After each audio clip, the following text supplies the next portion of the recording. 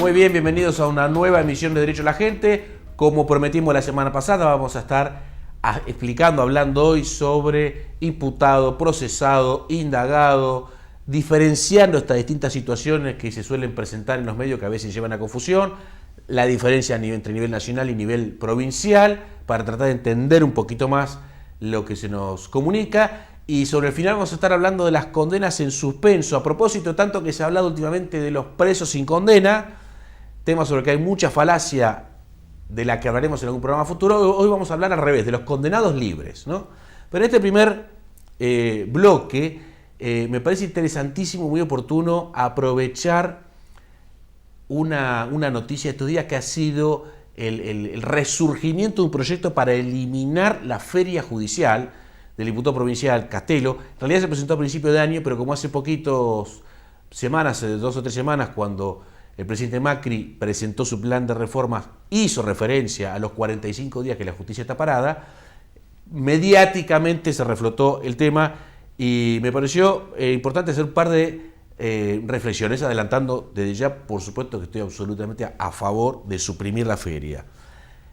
Para quienes no saben, esto en general es un dato conocido, pero si hubiera alguien que no sabe, durante el mes de enero completo y durante 2 semanas del mes de julio, el Poder Judicial, los tribunales, la justicia, está cerrado, salvo excepciones, ¿no? ¿Qué quiero decir con cerrado? No se pueden iniciar demandas, no corren los plazos procesales, no se fijan audiencias, no se dictan resoluciones, los jueces no resuelven nada durante ese periodo. Esto, de acuerdo a mi personalísima experiencia, ha generado alguna resistencia en el ámbito jurídico entre empleados judiciales, un poco menos entre colegas, entre abogados. Para mi sorpresa, por lo menos entre abogados, mi experiencia personal, mi impresión es que hay muchos más a favor de eliminar la feria de lo que uno podría haber supuesto. Y del lado de los empleados judiciales, lo que he visto, por lo menos que se suele argumentar, es que es falso que la justicia esté cerrada en enero, que la justicia no trabaje, porque muchos empleados judiciales van a trabajar en enero, efectivamente esto es cierto, van a trabajar en julio y hacen un montón de tareas que no son las que hacen por ahí el resto del año, como puede ser, por ejemplo, ordenar expedientes, archivar expedientes, paralizar, ponerse al día y demás. Ahora, frente a esto, me parece clave destacar lo siguiente. El argumento central por el cual yo creo que se debe eliminar la feria es porque se debe legislar pensando en la comunidad y no en un sector en particular. Es decir, si el empleado judicial se ve obligado a hacer en enero tareas que no pudo hacer el resto del año porque estuvo con otra tarea, con el trajín propio del expediente, y para estar ordenado, para tener posibilidad de archivar expedientes, paralizarlo y demás, necesita más personal, por ejemplo, que es algo que se suele decir, entonces la discusión es otra. ¿Hace falta más personal? Perfecto, pongamos más personal, y si no se lo pone, bueno, que la queja sea porque no le ponen personal, pero no paremos la justicia así yo ordeno o me pongo al día. Porque, insisto, acá se debe legislar y mirar desde el lado de la ciudadanía. Al tipo que le ocupan, intrusan la casa el 8 de enero, tiene que esperar hasta febrero. Al tipo que le dan un cheque y sale rechazado por sin fondo el 4 de enero, tiene que esperar un mes para empezar el juicio.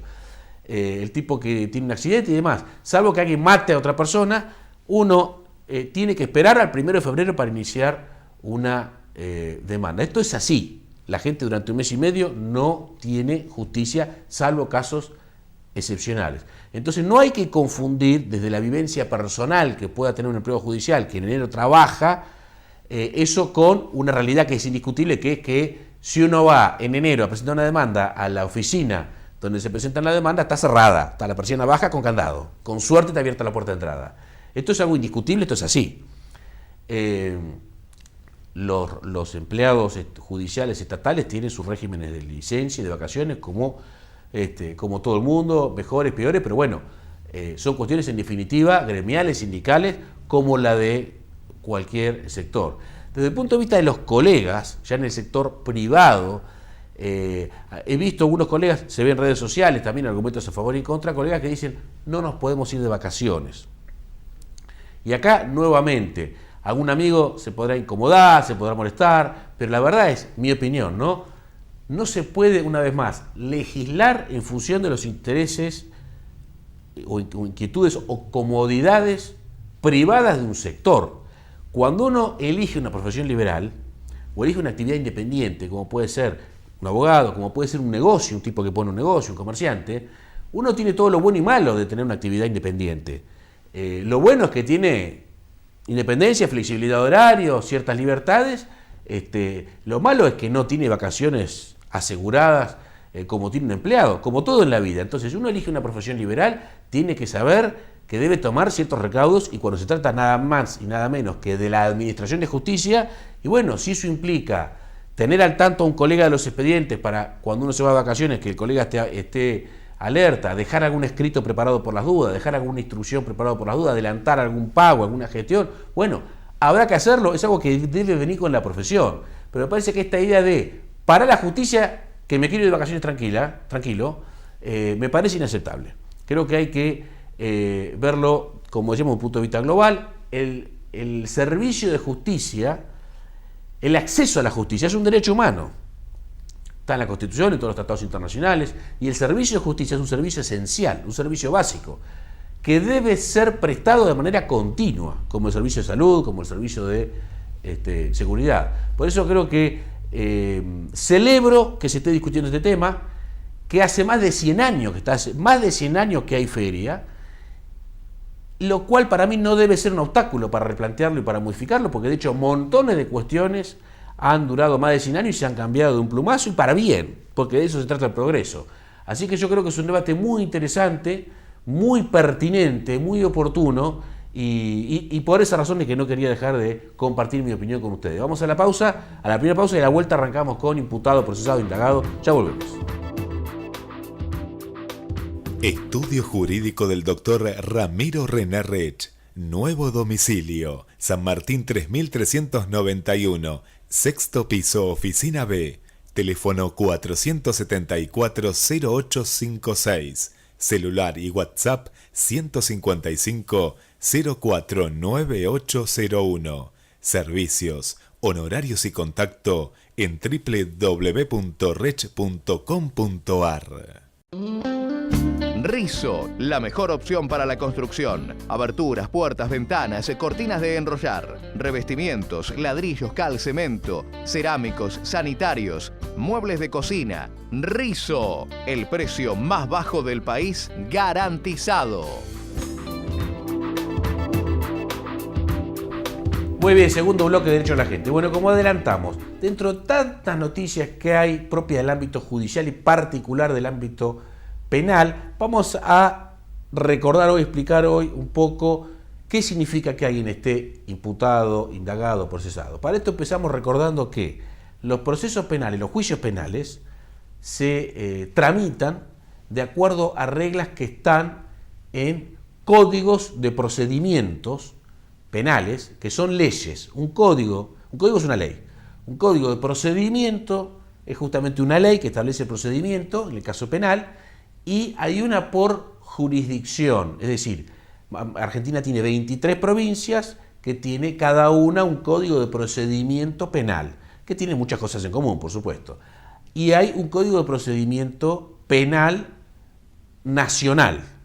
Este código de procedimiento penal nacional, que es el que se aplica para los casos de corrupción que vemos en la justicia federal o nacional, sería lo mismo, se aplica para determinados delitos justamente federales para los cuales la ley prevé específicamente que interviene la justicia federal, como pueden ser delitos de narcotráfico, delitos de evasión fiscal, delitos en aguas, en la zona marítima, el secuestro extorsivo, delitos particulares que la ley va diciendo que son de competencia federal, delitos con armas, es decir, delitos de falsificación de documentos, de falsedad documental, delitos de marcas, de falsedad de marcas, delitos de falsedad de moneda y delitos de corrupción, ¿no?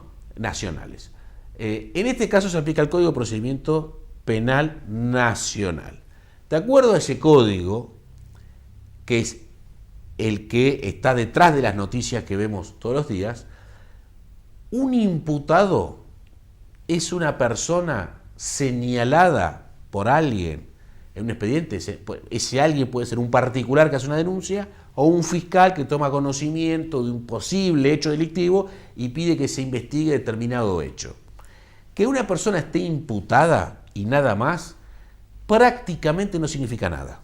Por eso cuando los medios dicen tal fiscal imputó a Cristina o imputó a Macri, por poner dos nombres emblemáticos, uno de cada lado de la grieta, hasta ahí no significa nada. ¿Por qué? Porque por el contrario, la ley obliga a que el fiscal individualice al posible autor del posible delito y que tome medidas para investigarlo. Entonces, que un fiscal diga, mire, podría haber un delito que podría haber cometido esta persona, vamos a investigar, o que un denunciante lo diga, el fiscal diga, bueno, vamos a ver qué dice el denunciante, investiguemos, no significa nada porque no es más que eso, es un vamos a ver qué hay acá. A partir de la imputación, la causa puede avanzar hacia la nada, puede quedar archivada, puede no avanzar mucho más, o puede efectivamente avanzar para otro lado, o puede avanzar efectivamente en contra del imputado. Si la causa avanza, en algún momento ese imputado es citado a la famosísima declaración indagatoria. Ahí ya sí, el código dice, el Código de Procedimiento Penal Nacional, que es el que estamos hablando, no el provincial, después vamos a hablar de la provincia de Buenos Aires, dice que se puede citar indagatoria a un imputado cuando hubiera motivos bastantes para sospechar que una persona cometió un delito. Motivos bastantes para sospechar que una persona cometió un delito. Ahí sí ya el imputado debe comparecer personalmente con un abogado, ahí sí tiene por supuesto acceso al expediente, acceso a todas las pruebas, puede proponer pruebas, puede participar activamente en el procedimiento, puede obviamente defenderse, ejercer plenamente, ampliamente su derecho de defensa. Ahí sí, ya cuando alguien necesita indagatoria es porque algo hay, ¿no? Como dice la ley, motivos bastantes para sospechar que cometió un delito. A partir de la indagatoria, luego de la indagatoria, y dentro del plazo de 10 días hábiles, que a veces se extiende un poquito más, el juez debe decidir entre tres opciones. Sobreseimiento, que no pasa casi nunca, que sería el cierre de la causa porque no hay nada más, no solo no hay nada, sino que no tiene sentido seguir investigando. La libertad por falta de mérito, que también es bastante famosa. La libertad por falta de mérito básicamente es seguimos investigando.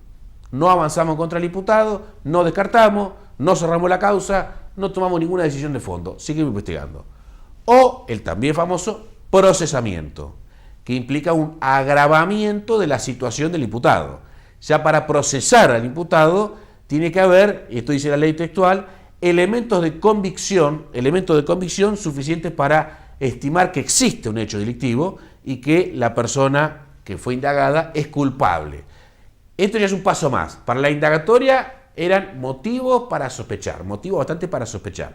Acá elementos de convicción sobre la existencia del hecho delictivo y la culpabilidad de la persona. Recién ahí se la procesa a esa persona. Una vez que se la procesa, a través de una resolución que es apelable, por eso todos los procesamientos que vemos en los medios son apelables y después son confirmados o no por la Cámara de Apelaciones, y luego que el procesamiento quedó firme, sigue la investigación un tiempo más hasta que el fiscal dice, bueno, o el juez en este caso dice, cerramos la investigación, ya con esto tenemos suficiente, elevamos la causa a juicio oral y ahí la causa pasa a otro tribunal, a un tribunal oral con otros jueces.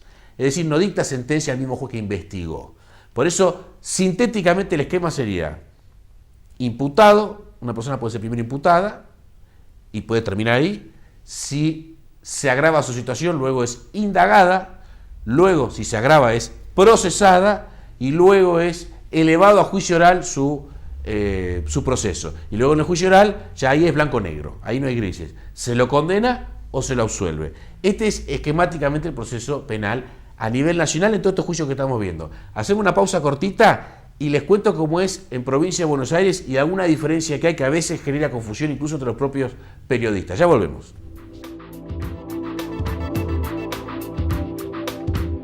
Estudio Jurídico del Dr. Ramiro René Rech, Nuevo domicilio, San Martín 3391, sexto piso, oficina B, teléfono 474-0856, celular y WhatsApp 155-049801, servicios, honorarios y contacto en www.rech.com.ar. Fábula Resto Bar, un lugar para almorzar con colegas, con menú ejecutivo accesible, merendar con amigos, con riquísimas tortas europeas y tener una cena romántica a la luz de las velas. Vení a disfrutar nuestros exquisitos sabores europeos a la esquina de Mitre y Belgrano. Reservas al 494-6747. Vení a Fábula. Muy bien, tercer bloque de Derecho a la Gente. Como decíamos, recordamos en el bloque pasado básicamente la secuencia de un proceso penal en los procesos en la justicia nacional o federal. Era imputación, indagatoria, procesamiento, elevación a juicio y después condena o absolución. En cambio, en provincia de Buenos Aires no existen como desdoblados dos pasos distintos como son la indagatoria y el procesamiento. De hecho, la palabra indagatoria, que sí está en el Código de Procedimiento Penal Nacional, no está en el Código de Provincia. Del mismo modo, la palabra procesamiento. Lo que hay en la provincia de Buenos Aires es una audiencia, la que se cita al imputado, cuando hay, fíjense ustedes la redacción que es muy similar, cuando hay elementos suficientes o indicios vehementes, elementos o indicios de la perpetración de un delito, de que se cometió un delito y motivo bastante. Fíjense cómo en la provincia, en el caso de la provincia de Buenos Aires, pareciera como que se juntan de algún modo las dos redacciones que vemos en el Código de Procedimiento Nacional. Decíamos entonces, provincia de Buenos Aires cuando, existiendo elementos suficientes o indicios vehementes de que se cometió un delito, y motivo bastante para sospechar que una persona fue autora de ese delito, ahí se lo llama a esa audiencia, que como está en el artículo 308, se la conoce como la audiencia del 308, que no es ni indagatoria ni procesamiento. Ahora, ¿por qué me interesa remarcar esto como principal diferencia con el Código Nacional? Porque esto hace que muchas veces los medios digan, cuando se refieren a un proceso penal que se sigue en la provincia de Buenos Aires, que los medios digan, fue procesado fulanito, o se citó a indagatoria fulanito, dos hechos que si fueran en nación serían cosas distintas, pero en provincia es lo mismo. Por eso una vez uno, por ejemplo, lo ha visto en el caso de el ex jefe de gabinete de Scioli, Alberto Pérez, que ha sido citado a esta audiencia más de una oportunidad. Y algunos medios dicen, se citó a indagatoria al jefe de gabinete de Scioli o se procesó al jefe de gabinete de Scioli, y esto a veces hasta periodistas, como decíamos, no entienden bien, pero ¿cómo es? ¿Se lo citó a indagatoria o se lo procesó? Porque tienen en la cabeza el esquema del Código Nacional. En este caso, ni una palabra ni otra, es un solo paso, lo que por ahí en Nación son dos. Otra diferencia importante, bastante importante también, es que en el Código de Nación la indagatoria la toma el juez. El fiscal puede pedir una indagatoria y el juez puede estar o no de acuerdo. Y de hecho ha pasado que el fiscal pide indagatoria y el juez dice no, todavía no. En provincia puede tomar la indagatoria fiscal. Esto, insisto, también a veces en los medios genera confusión, ¿no? Como fiscal, si este fiscal, en referencia a una provincia de Buenos Aires, citó este tipo de indagatoria, que en realidad lo citó a la audiencia del 308, ¿por qué tal fiscal de Nación no toma indagatoria a fulanito? Bueno, porque el fiscal de Nación no puede tomar indagatoria, la toma el juez. El fiscal puede pedir. En provincia sí la puede tomar el fiscal. Parecen finezas, son finezas, pero a veces confunden un poco la presentación de la noticia y eso, la composición del lugar de cómo está determinada situación. Por eso queríamos, en dos palabras, aclarar estas diferencias. Vamos a hacer la última pausa de hoy y a la vuelta hablamos de los condenados libres. Ya volvemos. Estudio Jurídico del Dr. Ramiro René Rech. Nuevo domicilio, San Martín 3391, sexto piso, oficina B. Teléfono 474-0856. Celular y WhatsApp 155-049801. Servicios, honorarios y contacto en www.rech.com.ar.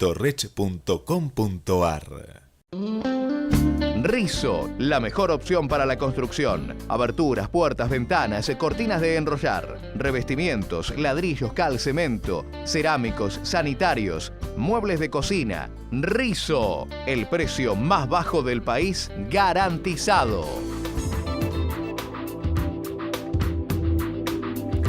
Muy bien, cuarto y último bloque de Derecho a la Gente de hoy. Vamos a hablar hoy de las famosas condenas en suspenso, que existen cuando alguien es condenado a prisión y sin embargo queda en libertad. Técnicamente se las conoce, el Código Penal las menciona como condena de ejecución condicional. ¿Por qué? Porque no se ejecutan, no es efectiva su ejecución, sino que está condicionada a el cumplimiento de una serie de requisitos. Básicamente procede la condena en suspenso, de acuerdo al Código Penal, cuando es una condena de hasta 3 años o menos, cuando es la primer condena, y de acuerdo a una serie de factores que debe evaluar el juez o el tribunal interviniente, que son sumamente genéricos. El Código Penal habla de evaluar la personalidad moral del condenado, de la actitud posterior al delito, de los motivos por los cuales delinquió, de la naturaleza del hecho, del delito y demás circunstancias, así dice el Código Penal, demás circunstancias que pudieran demostrar la inconveniencia de mandarlo preso. Acá esto se basa en un fundamento, si se quiere, filosófico, que es el dicho vulgarmente, de la segunda oportunidad. Es decir, alguien que delinque por primera vez y además delinque en un delito menor, porque si la pena es leve es porque el delito es menor. En principio, la pena tiene relación con la magnitud o gravedad del delito. Entonces, ¿qué se dice respecto a esto? Mandar un tipo a la cárcel trae terribles consecuencias, además del sufrimiento propio de la pérdida de la libertad, pierde el trabajo, pierde el contacto con sus hijos, puede ser que se divorcie. Entonces implica una alteración tan grande en la vida de una persona y presa que dejémosle la condena en suspenso, démosle otra oportunidad. Filosofía histórica en Argentina, en muchos países latinos, que para mí es la opuesta a la que hay que encarar, ¿no? Creo que en muchos países del mundo, Estados Unidos es uno, pero no el único, la filosofía es la opuesta. Al primer delito se lo castiga rápidamente, de manera efectiva, quizá con una condena corta o breve, pero efectiva, de manera que el mensaje sea: recién empezás a delinquir, sabé que está mal, te lo hacemos notar. Acá es al revés, históricamente. Es más, el hecho de que se pueda aplicar a condenas de hasta 3 años hace que en la práctica sea aplicable a una gran cantidad de delitos, porque gran cantidad de delitos en el Código Penal argentino admiten condena de hasta 3 años. Esto era de hasta 2 años hasta la llegada de Alfonsín, que hoy retroactivamente para muchos es un prócer, pero Alfonsín fue uno de los primeros garantistas, ¿no? Alfonsín lo subió de 2 a 3, y con 2 o 3 reformas penales Alfonsín también abrió bastante el grifo en su momento, no por supuesto como Zaffaroni, Kirchner y compañía. Volvemos entonces, gran cantidad de delitos en nuestro Código Penal admiten una condena en suspenso, con lo cual gran cantidad de condenas pueden ser dadas en suspenso y son dadas en suspenso. Porque esto que estamos contando no es una cuestión académica de libro, muy por el contrario es una cosa de todos los días, y más aún, el Código Penal redacta esta opción de manera tal que sea la excepción a la regla. Es decir, la regla sigue siendo, en teoría, en el texto del Código Penal, la prisión efectiva. Y, por excepción, se la puede dejar en suspenso, debiendo el juez o tribunal que impone la condena fundamentar por qué la dan suspenso. Con todo esto que decíamos, ¿no? La personalidad del condenado, su situación, la naturaleza, las circunstancias, etc. En la práctica es al revés. En la práctica la regla es la condena en suspenso, sin fundamentación. Por eso la enorme mayoría de las condenas en suspenso son dictadas en sentencias que son nulas. En todo el país es esto, y acá no tiene que ver el garantismo ni Zaffaroni. Esto es una práctica extendida en jueces de todas las ideologías. Una corruptela que para mí es inaceptable. Pero hoy la regla es, si la condena es de 3 años o menos, es en suspenso. Es regla. Hace poquito lo vimos con Guillermo Moreno. Alguien que uno dice, ¿por qué le dan una condena en suspenso? No es pobre, no delinquió por hambre, sabía lo que hacía, tiene formación, y sin embargo, condena en suspenso. Puse Moreno por poner un ejemplo. Cuando a la persona se le da una condena de suspenso, el tribunal le impone una serie de condiciones, por eso condena de ejecución condicional, como son la de fijar domicilio, la de no ir a determinados lugares, por ahí no ir a la casa de determinada persona, de la víctima, no ir a una cancha de fútbol, no ir a determinados lugares, no acercarse a determinadas personas, por supuesto no consumir estupefacientes, no emborracharse, terminar la primaria si no la tiene, buscar un trabajo, estudiar, capacitarse, hacer tratamiento médico, psicológico, hacer tareas comunitarias eventualmente. El tribunal decide una serie de requisitos de este menú. Si la persona no cumple, el tribunal puede acortarle el plazo o incluso puede revocarle la condicionalidad y meterlo preso. Si la persona cumple, se dan distintas hipótesis. Vamos al revés. Si la persona dentro de los 4 años de la condena a suspenso comete otro delito, se le juntan las dos penas, la del primer y segundo delito. Se le acumulan y cumple las dos adentro, preso, efectivo cumplimiento. Si pasados 4 años no delinquió en 4 años, pasados 4 años delinque, se borra la primera condena, pero la segunda es de efectivo cumplimiento. O sea, no tiene derecho a que la segunda sea en suspenso, pero no se le computa la primera. Y si delinque pasados 8 o 10 años, depende de un tecnicismo, de que los delitos sean los dos dolosos o no, insisto, pasados 8 o 10 años sin que haya delinquido, delinque, ahí otra vez se le puede volver a dar una condena a suspenso. O sea, una persona puede tener 2 condenas a suspenso si hubo en el medio entre 8 y 10 años, algo que para mí también es criticable porque otra vez es una liviandad que no parece tener mucho fundamento, ningún fundamento. Como está hoy aplicada esta figura, entonces muchas veces más que una segunda oportunidad es una garantía anticipada de impunidad, como dicen muchos, y por eso queríamos decirlo. Entre tanto preso sin condena que se dice que hay, lo cual es una verdad a medias, por algo que desarrollaremos otro momento, nadie habla de la infinidad de condenados libres que tenemos por esta figura. Dicho todo esto, entonces nos despedimos como siempre hasta la semana que viene.